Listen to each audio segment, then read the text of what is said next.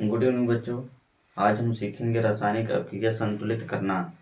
सबसे पहले आपको मतलब देख सकते हैं आप लोग, यहाँ पर हम रासायनिक समीकरण संतुलित करना सीखेंगे। जो कि यहाँ पर हम क्या किए हैं, कुछ रासायनिक समीकरण हम लिखे हुए हैं। तो सबसे पहले ये जानिए कि रासायनिक समीकरण होते क्या हैं। रासायनिक समीकरण क्या होते हैं कि यदि किसी रासायनिक अभिक्रियाओं में रासायनिक सूत्रों की मदद से लिखा जाता है। जब किसी रासायनिक अभिक्रियाओं को रासायनिक सूत्रों की मदद से लिखा जाता है तो उसे हम क्या कहते हैं, रासायनिक समीकरण कहते हैं। ठीक है ना। अब रासायनिक समीकरण को संतुलित करना क्या होता है। रासायनिक समीकरण को संतुलित करने के लिए क्या होता है, प्रत्येक तत्व के अणुओं की संख्या क्या होनी चाहिए, बराबर बराबर होनी चाहिए, है ना। तो रासायनिक समीकरण में क्या होता है, एक अभिकारक होता है, एक क्या होता है, उत्पाद होता है ना। एरो से पहले क्या होता है, अभिकारक होता है और उसके बाद क्या होता है, उत्पाद होता है। जैसे हम आपको बता दें कि H2 प्लस O2 एरो अगर यहाँ पर हम बनाते हैं तो H2O हो जाता है। क्या हो जाता है, H2O हो जाता है। अब यहाँ पर समझिए कि H2O हो गया। अब एरो यहाँ पर क्या है, बीच में एरो है। एरो की इधर वाले को क्या कहते हैं, हम अभिकारक कहते हैं। क्या कहते हैं, अभिकारक कहते हैं। और इधर जो मिला हुआ प्राप्त हुआ है उसे हम क्या कहते हैं, उत्पाद कहते हैं। क्या कहते हैं, उत्पाद कहते हैं। ठीक है ना। तो अब यहाँ पर क्या है कि हम अब ये अभिकारक, एक है उत्पाद। अब इनमें अणुओं की संख्या, अभिकारक और उत्पाद में अणुओं की संख्या क्या होनी चाहिए, बराबर बराबर होनी चाहिए। तो यहाँ पर देखेंगे अभिकारक में 2 हाइड्रोजन है, ऑक्सीजन 2 है। यहाँ पर क्या हाइड्रोजन 2 है, यहाँ पर ऑक्सीजन क्या है, 1 है। तो क्या है, यहाँ पर क्या अणुओं की संख्या, प्रत्येक तत्व की अणुओं की संख्या क्या है, बराबर नहीं है। ठीक है। तो उसे हम क्या करते हैं, बराबर करते हैं। जब दोनों पक्ष क्या हो जाता है, अभिकारक और उत्पाद दोनों क्या हो जाते हैं, बराबर अणुओं की, प्रत्येक तत्व की अणुओं की संख्या क्या हो जाती है, बराबर हो जाती है। तो हम उसे क्या कहते हैं, रासायनिक समीकरण संतुलित हो गया, अर्थात बैलेंस हो गया, है ना। जैसे अगर हम इसको बैलेंस करना चाहते हैं तो क्या हो जाएगा, बैलेंस हो सकता है। क्या है, अभिकारक में हम क्या लिखेंगे, हाइड्रोजन कितना है, 2 है। और ऑक्सीजन कितना है, 2 है। उत्पाद में हाइड्रोजन कितना है, 2 है। ऑक्सीजन कितना है, 2 है। ठीक है, सॉरी 1 है। कितना है, 1 है। ठीक है। तो अब देखिए यहाँ पर हाइड्रोजन क्या है, बैलेंस है, बराबर है। लेकिन ऑक्सीजन क्या है, बराबर नहीं है। तो हम क्या करेंगे, इस ऑक्सीजन में अगर हम यहाँ पर 1 है तो अगर 2 से मल्टीप्लाई कर दें तो क्या हो जाएगा, 2 हो जाएगा। मतलब कि ऑक्सीजन भी क्या हो जाएगा, बराबर हो जाएगा। लेकिन अब यहाँ पर ऑक्सीजन जो दिया गया, ऑक्सीजन हम 2 से मल्टीप्लाई कर रहे हैं, यह 2 लिखेंगे कहाँ, हम तत्वों के बीच में नहीं लिख सकते। तत्वों के बीच में हम क्या कर सकते हैं, इसको नहीं लिख सकते हैं। लिखेंगे कहाँ, लिखेंगे हम क्या, तत्वों के सामने। सभी तत्वों के सामने संख्या, जो संख्या है वह क्या करेंगे, तत्वों के सामने लिखेंगे। ठीक है। जैसे यहाँ पर लिखेंगे हम लोग, यहाँ पर सामने लिखेंगे। अब इसको लिखने का तरीका यह है कि H2 हो गया प्लस O2 हो गया, एरो हो गया, फिर H2। अब ये जो 2 है ये क्या लिखाएगा, ये पहले लिखाएगा, फिर 2H2O, है ना, 2H2O हो गया। अब हम पुनः क्या करेंगे, हम अभिकारक और उत्पाद दोनों के अणुओं की संख्या देखेंगे। क्या प्रत्येक तत्व के अणुओं की संख्या बराबर है। तो देखिए, तो क्या यहाँ पर क्या है, हाइड्रोजन का 2 है, यहाँ पर ऑक्सीजन का 2 है। और उत्पाद में देखते हैं, यहाँ पर क्या हो गया, 2 2 जा 4, 2 दूनी 4। हाइड्रोजन कितना है, 4 हो गया। हाइड्रोजन कितना हो गया है, 4 हो गया। ऑक्सीजन कितना यहाँ पर है, 2 है। हाँ, ये जो 2 है ये हाइड्रोजन के लिए भी कार्य करेगा और ऑक्सीजन के लिए भी कार्य करेगा। ठीक है। ऐसा नहीं कि केवल अब हम ऑक्सीजन में हम 2 से मल्टीप्लाई किए, हमने 2 आगे लिख लिया तो एक केवल हाइड्रोजन की, सॉरी ऑक्सीजन के लिए काम करेगा। नहीं, ये हाइड्रोजन के साथ भी क्या हो जाएगा, मल्टीप्लाई, उसकी हाइड्रोजन के अणु के साथ भी क्या हो जाएगा, मिल जाएगा। उसके साथ अणु के साथ क्या हो जाएगा, मल्टीप्लाई हो जाएगा। तो 2 दूनी 4, हाइड्रोजन कितना हो गया, 4 हो गया। अब यहाँ पर देखिए ऑक्सीजन तो बराबर है लेकिन हाइड्रोजन बराबर नहीं है, तो हम क्या करेंगे, पुनः आप क्या करेंगे, इसमें 2 से मल्टीप्लाई करेंगे तो क्या हो जाएगा, ये 4 हो जाएगा। अब यह जो 2 हम मल्टीप्लाई कर रहे हैं, अब अभिकारक में जहां हाइड्रोजन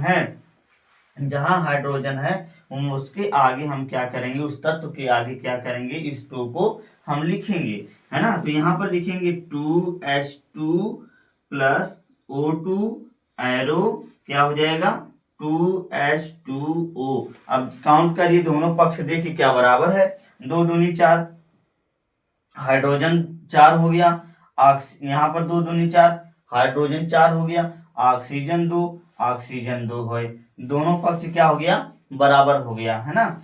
अर्थात अभिकारक और उत्पाद दोनों क्या हो गए, बराबर हो गए। तो अर्थात इसे क्या कहेंगे हम, रासायनिक अभिक्रिया जो है ये क्या हो चुकी है, संतुलित हो चुकी है, बैलेंस हो चुकी है ना। ये क्या हो चुकी है, बैलेंस हो चुकी। इसी प्रकार हम क्या कर देंगे, इन प्रत्येक चारों का भी क्या करेंगे, रासायनिक अभिक्रियाओं को हम क्या करेंगे, संतुलित कर देंगे। प्रत्येक रासायनिक समीकरण को क्या करेंगे, हम संतुलित करेंगे, ठीक है। अब बच्चों क्या करेंगे हम, अब देखिए ये जो ऑप्शन दिए गए हैं, 4 ऑप्शन है रासायनिक समीकरण के, हम उन समीकरण को क्या करेंगे, संतुलित करेंगे। जो कि यह देखिए पहला समीकरण दिया गया NaOH plus H2SO4 arrow Na2SO4 plus H2O, है ना। अभिकारक में क्या दिया गया है, अभिकारक में दिया गया है Na2SO4 प्लस H2SO4 एरो। फिर उत्पाद में दिया गया है, प्रोडक्ट में क्या दिया गया है, Na2SO4 प्लस H2O दिया गया है। हम क्या करेंगे, वही काम करेंगे, ठीक है। सबसे पहले हम क्या करेंगे, अभिकारक के प्रत्येक तत्वों के अणुओं को लिखेंगे, फिर उत्पाद के प्रत्येक तत्वों को अणुओं को लिखेंगे, फिर इसके बाद हम क्या करेंगे, कंपेयर करेंगे कौन से तत्व के दोनों तरफ, है ना, क्या है, अणु बराबर है ना, ठीक है, परमाणु की संख्या क्या है, बराबर है। तो देखिए क्या है हमारा यहाँ पर Na के पास क्या है, परमाणु 1 है ना, ठीक है। O के पास क्या है, 1 है, हाँ, और यहाँ पर कितना 5 है, 4 और 1 कितना हो गया, 5 हो गया, ठीक है। और यहाँ पर कितना है, 2 और ये कितना है, 1, H कितना हो गया, 3 हो गया, और S कितना हो गया आपका, 1 हो गया, ठीक है।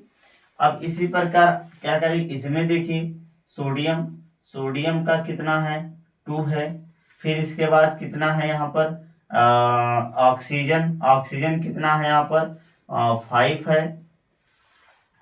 है, फिर इसके बाद क्या है, हाइड्रोजन कितना है, हाइड्रोजन यहाँ पर क्या है, 2 है, और सल्फर क्या है, 1 है ना, ठीक है। सोडियम कितना है, यहाँ पर 1 है अभिकारक में, और ऑक्सीजन क्या है, यहाँ पर 4, यहाँ पर 1 ऐड होकर कितना हो जाएगा, 5 हो जाएगा, और ऑक्सीजन हो गया, हाइड्रोजन कितना, यहाँ पर 2 है और यहाँ पर 1 है, तो कितना हो गया, 3 हो गया, और सल्फर क्या है, 1 है, और यहाँ पर सोडियम कितना है, 2 है, और ऑक्सीजन कितना यहाँ पर है, ऑक्सीजन 4 1 5, ऑक्सीजन कितना हो गया, 5 हो गया, और हाइड्रोजन कितना है, 2 है, सल्फर 1 है। कौन इक्वल नहीं है, तो सोडियम पहले इक्वल नहीं है, तो सोडियम क्या करेंगे, हम इक्वल करेंगे, सोडियम को इक्वल करेंगे, तो सोडियम इक्वल होगा तो क्या हो जाएगा, यहाँ 2 है, हमने क्या किया, अभिकारक में हमने क्या किया, मल्टीप्लाई किया है, 2 किया है। अब क्या है, अभिकारक में किया गया तो सोडियम जहां पर है एक क्या लिखाएगा, 2 आगे लिखाएगा, संख्या सामने लिखाएगी, है ना। तो क्या हो जाएगा, यहाँ पर 2 लिखाएगा, है ना।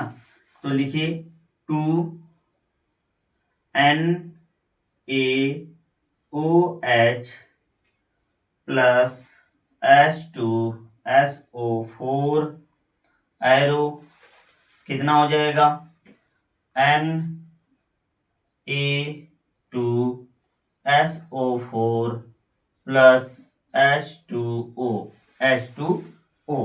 है ना, ये आपका है, ठीक है।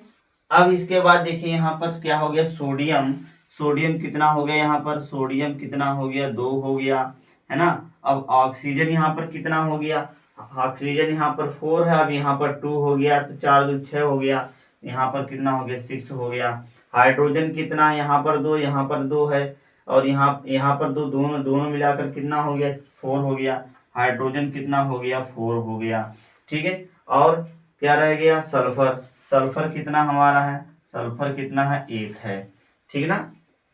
अब इसमें उत्पाद में देखिए कितना है, सोडियम, सोडियम क्या है, सोडियम, सोडियम यहाँ पर क्या है, 2 है, इक्वल हो गया। फिर ऑक्सीजन, ऑक्सीजन कितना, 415 है, यहाँ पर कितना हो गया, 5 हो गया। फिर इसके बाद हाइड्रोजन, हाइड्रोजन की बात करें तो यहाँ पर केवल कितना है, 2 है, यहाँ पर कितना है, 2 है। और इसके बाद क्या है, सल्फर, सल्फर 1 है। अब क्या इक्वल नहीं है, अब क्या है, ए इक्वल हो गया, ए इक्वल है, और यह इक्वल नहीं है, और यह इक्वल नहीं है। तो क्या करते हैं हम लोग, क्या करते हैं हम लोग, अब ऑक्सीजन या तो हाइड्रोजन को हम क्या करते हैं, बराबर करेंगे। तो यहाँ पर हाइड्रोजन बराबर करने योग्य है, सबसे पहले हम क्या करते हैं, इसको बराबर करते हैं। तो क्या हाइड्रोजन में अगर हम 2 से मल्टीप्लाई करेंगे तो क्या हो जाएगा, 4 हो जाएगा, दोनों क्या हो जाएगा, इक्वल हो जाएगा, ठीक है, क्या हो जाएगा, इक्वल हो जाएगा। अब इसके बाद देखिए ध्यान से कि इक्वल हो गया। अब यह 2 हाइड्रोजन, हाइड्रोजन क्या हमने क्या किया, किसमें किया, उत्पाद में किया, प्रोडक्ट में किया है। तो प्रोडक्ट में क्या है, यहाँ पर हाइड्रोजन दिखाई दे रहा, तो इसके सामने क्या लिखाएगा, 2 लिखाएगा। 2 लिखकर देखते हैं फिर इसके बाद क्या बैलेंस होता है कि नहीं होता है। तो क्या हो जाएगा, यहाँ पर हो जाएगा 2Na, 2Na, 2NaOH plus H2SO4 arrow, arrow कितना हो जाएगा, Na2SO4 प्लस 2H2O, है ना, इतना हो गया। Na क्या है, Na2 दोनों बराबर हो गए। ऑक्सीजन कितना, ऑक्सीजन 4 2 6 6 ऑक्सीजन हो गया, 4 4 2 6 ऑक्सीजन हो गया, ठीक है। हाइड्रोजन 2 2 4, 2 दूनी 4 इधर भी हो गया। सल्फर कितना अकेला है, सल्फर इधर भी 1 है ना। अर्थात सब बराबर है, क्या हो गया, सभी क्या हो गए, बराबर हो गए, सभी प्रत्येक तत्व के परमाणुओं की संख्या क्या हो गई है, बराबर हो गई है ना, क्या हो गई, बराबर हो गई है, ठीक है। अब इसके बाद देखिए हम क्या करेंगे, सेकंड वाला हम सॉल्व करते हैं, देखते हैं क्या आता है ना। सेकंड वाला क्या दिया गया है, NaCl plus AgNO3 arrow AgCl plus NaNO3, है ना। तो ये तो पहले से बराबर है, NaCl plus AgNO3, AgCl plus NaNO3, Na single है, Cl सिंगल है, Ag सिंगल है, NO3 सब सिंगल है, तो पहले से बैलेंस है, ठीक है। और इसको देखिए BaCl2 plus H2SO4 arrow BaSO4 plus HCl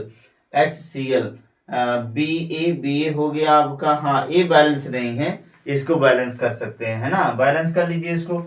यहीं पर हम क्या कर दे रहे हैं, इसको बैलेंस कर दे रहे हैं, ठीक है।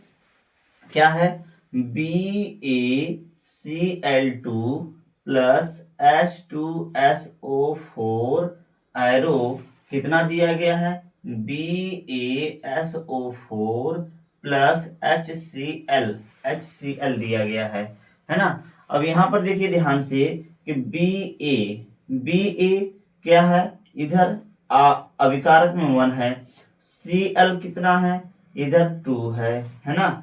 हाइड्रोजन कितना है, 2 है, सल्फर कितना 1 है, ऑक्सीजन कितना है, 4 है ना।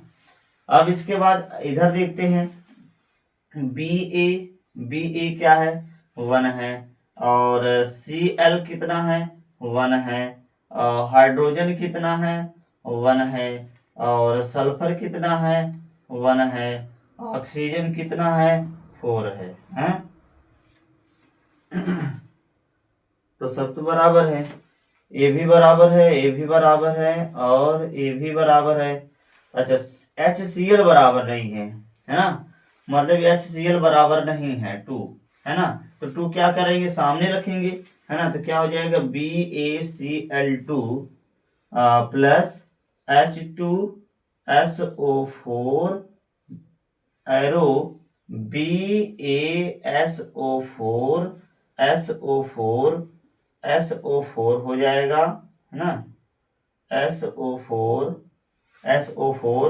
Plus 2HCl